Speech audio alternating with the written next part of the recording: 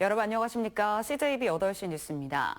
청주시의회가 이달 말 전국 최초의 훈민정음의 가치 보존과 진흥을 위한 조례안을 상정합니다. 세종대왕이 창제한 훈민정음이 반포 직전 청주 초정해공에서 마무리 작업을 진행했다는 주장이 정설로 받아들여질 경우 문자도시로서의 위상을 확립할 수 있을 전망입니다. 장원석 기자입니다. 훈민정음 반포 2년 전 최만리가 청주의 초정행궁에서 머문 세종에게 올린 상소입니다. 중요한 국사를 뒤로 하고 초정행궁에서 언문 즉 훈민정음에 몰두하는 세종대왕이 옳지 않음을 간언하는 내용입니다.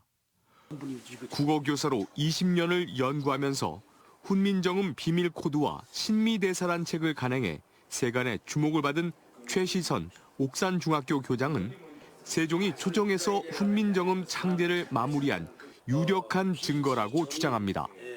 훈민정음은 어디서 만들었는지를 아무도 모릅니다. 여기 조선왕조실록에 이게 나온다는 건 청주가 훈민정음을 만드는 작업을 한 유일한 장소다. 청주시 의회는 지난달 25일 훈민정음 가치 보존과 진흥에 관한 조례 제정을 위한 토론회를 개최했습니다. 특히 조례안에는 전국의 30여 개 자치단체가 한글 사용법 등에 관한 조례를 제정한 것과 달리 훈민정음 창제 장소의 역사 문화적 가치 보존과 세계화를 위한 실천안을 담기로 했습니다. 관련 위원회의 설치와 구성을 제도화하고 실태 조사 등을 통한 예산 지원과 기념 행사, 활동에 대한 포상 규정을 만들었습니다. 이를 통해 초정의 역사 문화적 가치 보존과 함께 직지 등 문자의 도시 청주의 정책성 확립, 훈민정음의 세계화에 주력하겠다는 겁니다. 청주시 의회는 이달 내로 훈민정음 조례안을 상정할 방침입니다. 훈민정음과 관련이 있는 유서 깊은 도시라는 것을 대내외에 알리고 훈민정음 하면 청주 하면 훈민정음 이런 도시가 되도록 하기 위한 기초가 되는 그런 과정입니다. 세종이 초정행궁에서 훈민정음을 만든 것이 정설로 받아질 경우 금속활자 직지의 고장 청주는 훈민정음을 창제한 문자의 도시 정체성을 아울러 갖게 됩니다. CJB 장원석입니다. 대구와 경기 남부에서 잇따라 국제공항 신설에 대한 특별법이 추진되는 가운데 충청북도도 청주공항의 활주로 신설안을 담은 특별법 제정에 나섰습니다. 잦은 특별법 발의에 대한 비판에도 불구하고 주변 공항의 신설이 장기적으로는 청주공항의 여객 수요를 분산시키는 만큼 지금이 아니면 활주로 신설이 더 어려워질 것이라는 판단입니다. 이태영 기자입니다. 지난 6월 경기 남부 통합국제공항 건설을 추진하기 위한 특별법이 발의됐습니다. 백혜련 의원 등 10명이 발의한 이 법안에는 수원 군공항의 이전과 민간공항의 신설, 예비타당성 조사를 면제할 수 있는 조항도 담겼습니다. 앞서 지난해에는 대구 경북 통합신공항의 건설과 관련한 특별법이 국회를 통과했고 22대 국회 들어 이미 개정안까지 발의된 상태입니다. 이들 주변 지역 공항들의 신설과 개선 움직임은 청주국제공항으로서는 달갑지만은 않은 상황입니다. 청주공항은 현재 지방공항 중 이용객 증가율이 가장 높고 올해에는 대구공항보다도 먼저 국제선 이용객이 100만 명을 넘어선 점 등을 주된 이유로 민간 활주로의 신설을 요구하고 있지만 이용객의 4분의 1 이상은 수도권에 영남권 이용객도 10%가 넘어서며 항공 수요의 분산 가능성이 높아지기 때문입니다. 특히 국토부가 지난 6월 항공 수요의 증가 추이를 더 살펴봐야 한다며 청주공항의 활주로 신설 문제를 중장기적 검토 대상으로 남겨놨다는 점에서 주변 공항의 활성화는 청주공항에게 악재로 작용할 가능성이 높습니다.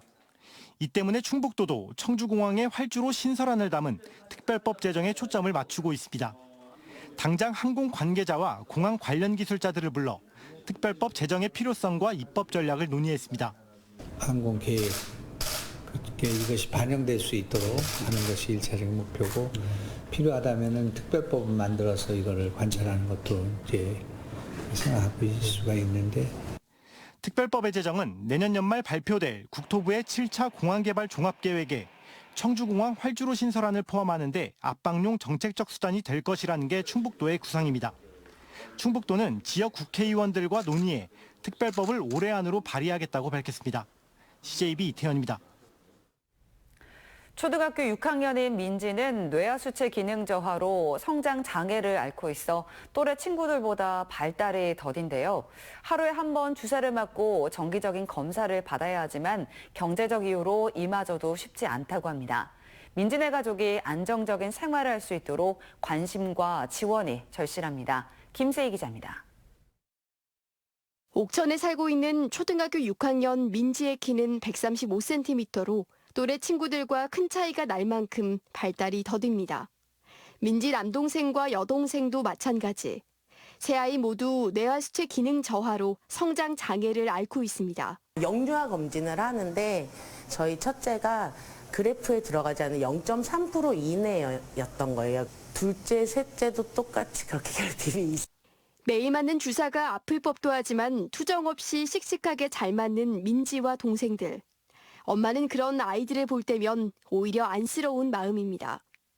쉬는 날 없이 새벽까지 식당 일을 하며 새남매의 생계를 책임지고 있지만 한 달에 150만 원이 넘는 주사비와 병원비를 홀로 감당하기에는 버겁습니다. 엄마 또한 치료가 필요한 상황이지만 생계비에 엄두조차 내지 못하고 있습니다. 제가 아파서 못 쉬는 거 그래도 약을 먹어서 버텨면 되는데 제일 미안한 건 아이들이 엄마 하루라도 쉬어서 나 같이 놀러 가고 싶어.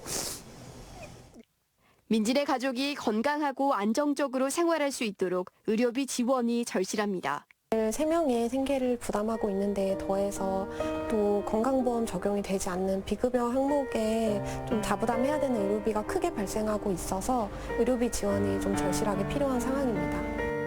CJB는 초록우산과 함께 천원의 힘 희망 캠페인으로 25번째 후원아동인 민지에게 희망을 전하고자 합니다. 초록우산 계좌로 성금을 보내주시거나 한 통화에 3,000원인 ARS 전화로 성금을 모아주시면 민지네 가족의 생활에 큰 도움이 될 수 있습니다. CJB 김세희입니다.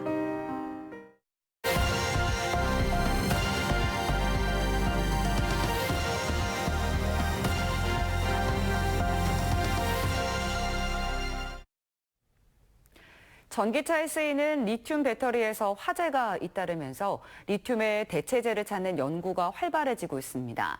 이 가장 주목받는 게 소금의 주성분인 나트륨인데 나트륨 배터리 상용화를 위한 기술 개발에 성공해 눈길을 끌고 있습니다. KNN 주우진 기자입니다.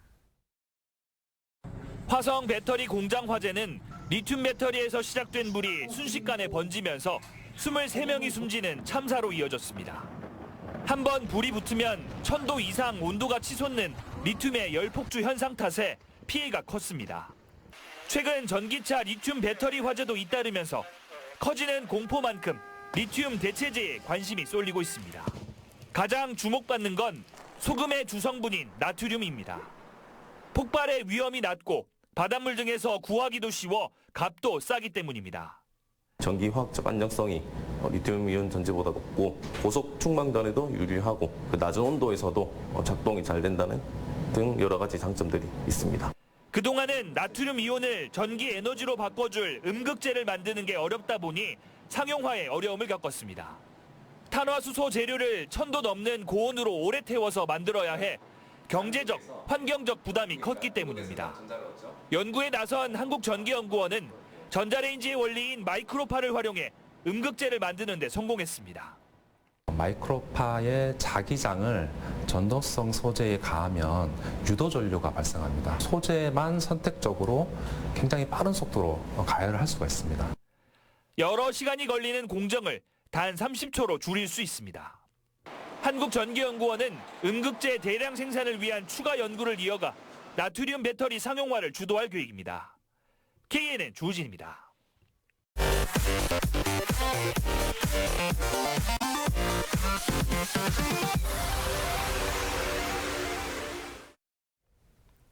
충북교육문화원이 한글날을 맞아 제21회 한글사랑 큰잔치를 개최했습니다. 학생과 학부모 등 2천여 명이 참여한 가운데 이번 행사에서는 한글의 소중함과 세종대왕의 업적을 기리는 다양한 체험 행사가 열렸습니다. 한편 행사장에서는 연준음 작가의 한글 멋글씨 초대전과 한글사랑 큰잔치 수상 작품전 등 전시회도 함께 진행됐습니다. 김영하 지사가 세종시에 국제정원 박람회 공동 개최를 제안했습니다.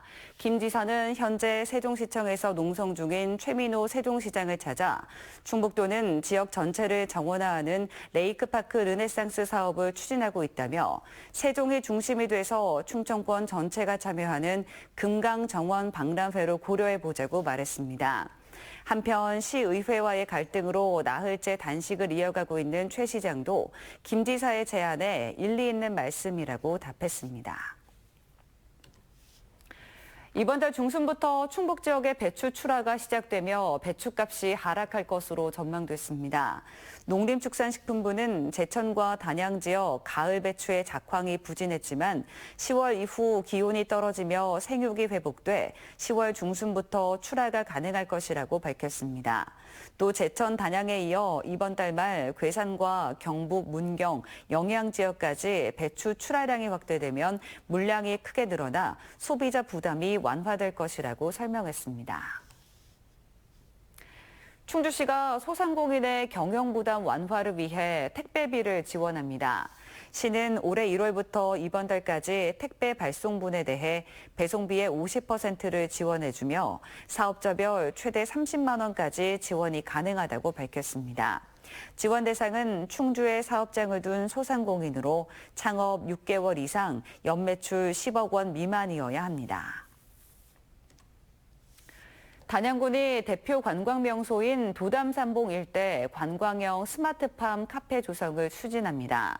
군은 오는 2026년까지 56억 원을 들여 수직 농장과 체험 시설을 갖춘 스마트팜 카페를 조성할 계획이라고 밝혔습니다. 이 시설은 단양 소각장에서 배출되는 폐열로 운영될 계획이며 군은 다음 달 기본 계획과 실시 설계에 착수할 예정입니다. 청주지법 형사 1 단독은 조리 중 부주의로 불을 내 이웃 가게에도 화재 피해를 입힌 30대 자영업자 A씨에게 금고 4개월에 집행유예 1년을 선고했습니다. 지난해 10월 A씨가 운영하던 청주의 한 치킨집 안에서는 과열된 프라이팬에 튀김 기름에서 나온 유증기에 불이 붙어 이웃 점포가 불에 타는 등 3억 5천여만 원의 재산 피해가 발생했습니다. 당시 조리기구 가열 정도를 살피거나 밸브 차단 여부를 확인하는 등 업무상 주의 의무를 지키지 않은 A씨에게는 업무상 실화 혐의가 적용됐습니다. 끝으로 날씨입니다. 오늘 충북지방은 구름이 많은 날씨를 보인 가운데 21도에서 24도 사이의 낮 기온을 나타냈습니다.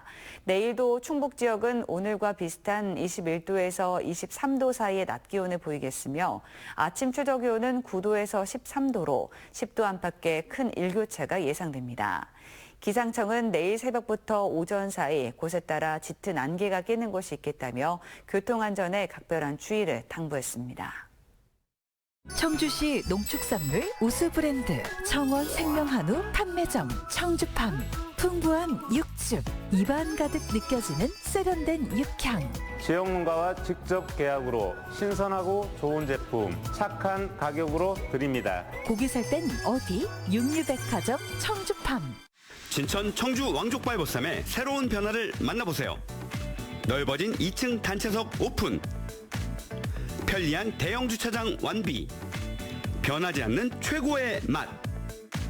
새로운 공간에서 새로운 즐거움을 맛보세요.